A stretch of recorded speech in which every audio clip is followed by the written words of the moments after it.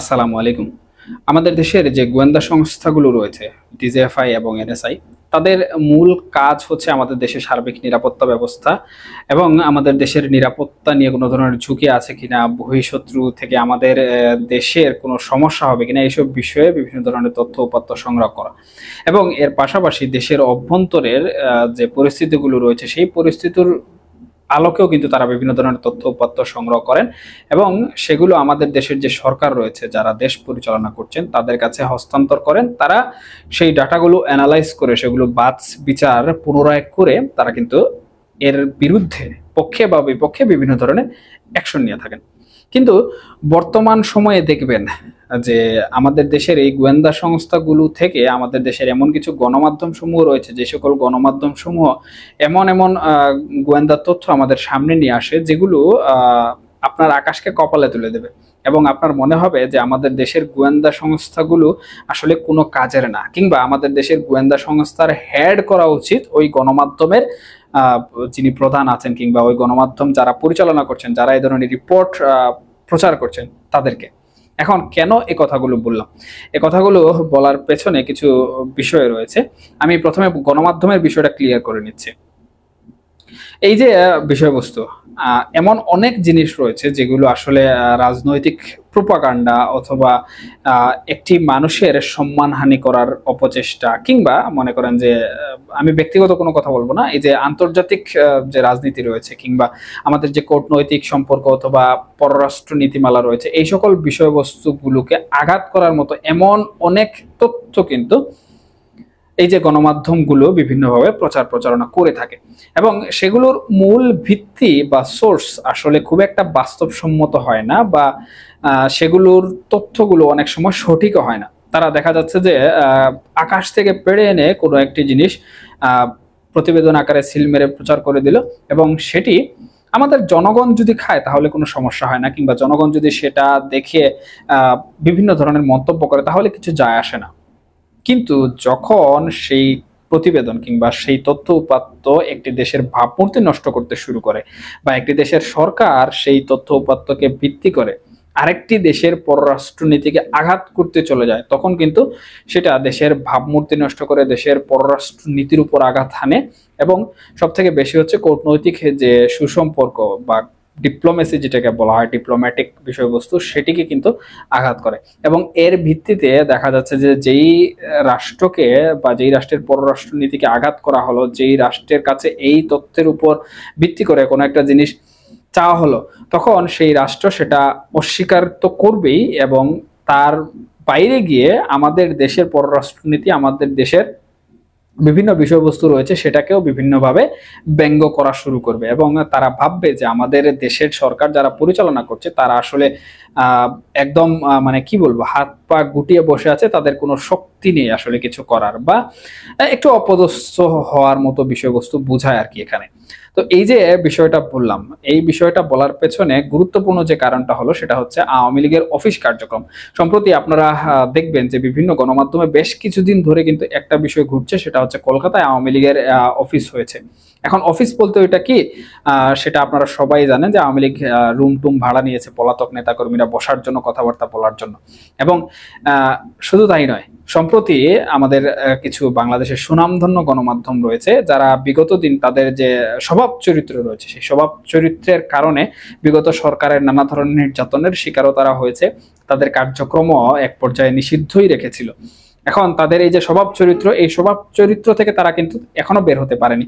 তারা বের না হয়ে তারা যে ওই সরকার থেকে, কিংবা যে সরকারের কারণে তারা নিষিদ্ধ ছিল, তাদের কার্যক্রম ব্যান ছিল, সেই সরকার বা সেই রাজনৈতিক দলকে এখন তারা অস্ত্র হিসেবে ব্যবহার করে তারা চাচ্ছে যে তাদের যে গণমাধ্যম রয়েছে সেই গণমাধ্যম থেকে এমন অনেক তথ্য উপাত্ত প্রসেস করে সরকারকে দেয়া, এবং সেই সরকার সেই সকল তথ্য উপাত্ত আদৌ কোনো প্রকার জাস্টিফাই করে কিনা, ক্রস চেক করে কিনা না করে সেই রাজনৈতিক দলকে আবার হচ্ছে ঠুস দেওয়ার চেষ্টা করে।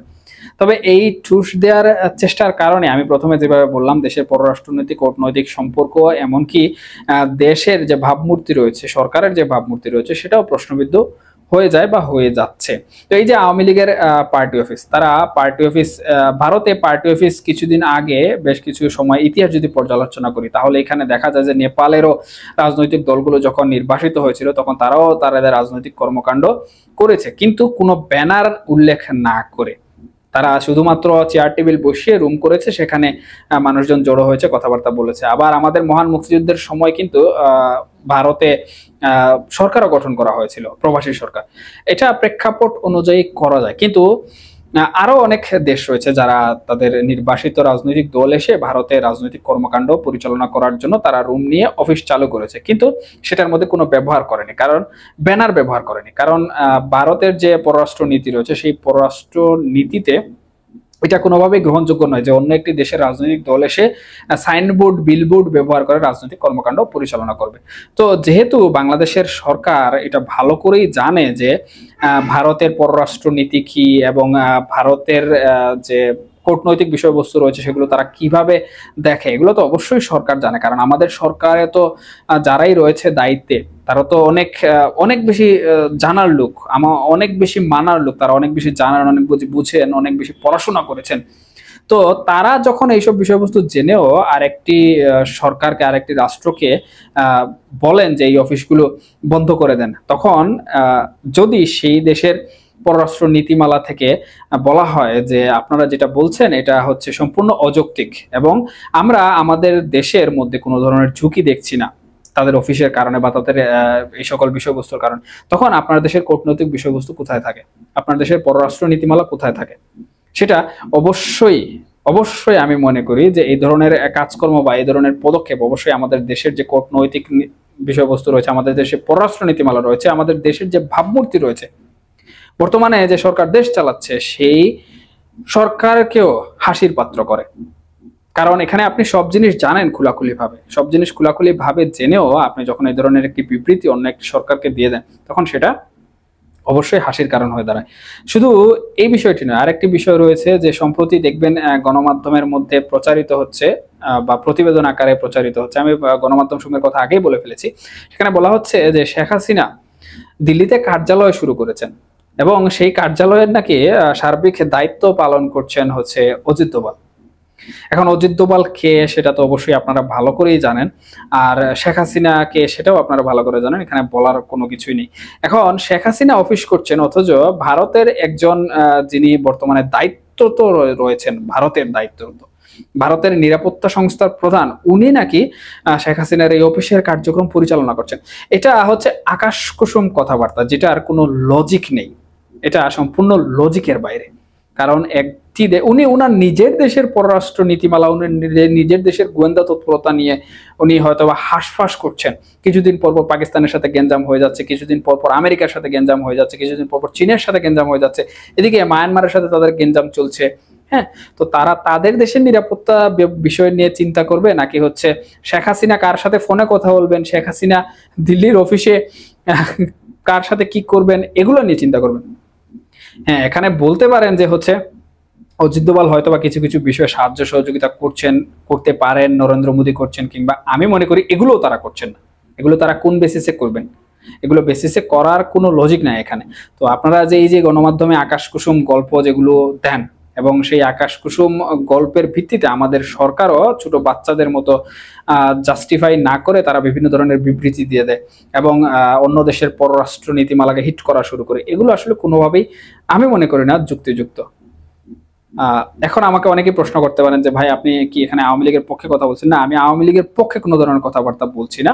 আমি যে একটা নীতি রয়েছে, একটি সরকারের যে ভাবমূর্তি রয়েছে, আমাদের জনগণ হিসাবে সরকারকে যেভাবে আমরা সম্মান হিসাবে দেখতে চাই, আমাদের রাষ্ট্রকে যেভাবে, সরকার বাদ দিলে আমাদের রাষ্ট্রকে আমরা কখনোই অন্য রাষ্ট্র তাদের পররাষ্ট্র নীতিমালা দিয়ে হাস্যকর বানাচ্ছে, এটা তো একজন নাগরিক হিসাবে আসলে কষ্ট লাগে। তো এই যে কষ্ট লাগা, দেশের জন্য যে কষ্ট লাগা, এই কষ্ট লাগার কারণেই কিন্তু হচ্ছে এইসব কথাবার্তা বলা। সুতরাং আমি একটা জিনিসই বলবো যে দয়া করে আপনারা যারা আছেন আমাদের নীতি নির্ধারক, বর্তমানে আপনারা আমাদের দেশের গোয়েন্দা সংস্থার উপর ভিত্তি করে কাজ করুন, কোনো গণমাধ্যমের আকাশ কুসুম বাগাড়ম্বর গল্পের উপর না। আমি বলছি না যে গোয়েন্দা আমাদের দেশের গণমাধ্যম খারাপ বা আমাদের দেশের গণমাধ্যম যে তথ্য দিচ্ছে তা খারাপ, আমি এটা বলছি না। আমি বলছি তারা যে সকল তথ্য দিচ্ছে দিচ্ছে, গোয়েন্দা সংস্থা যে তথ্য দিচ্ছে দিচ্ছে, সরকারিভাবে এটাকে অ্যানালাইজিং করুন। এটার পক্ষে বিপক্ষে আপনারা জানেন, একটা কিছু পাওয়া মাত্রই যে তার সাথে সাথে হিট করে দিতে হবে এরকম কোনো কোনো কথা না। 24 ঘন্টা সময় নিন, 15 দিন সময় নিন, 10 দিন সময় নিন, 7 দিন সময় নিন, তারপর হচ্ছে অ্যাকশনে যান।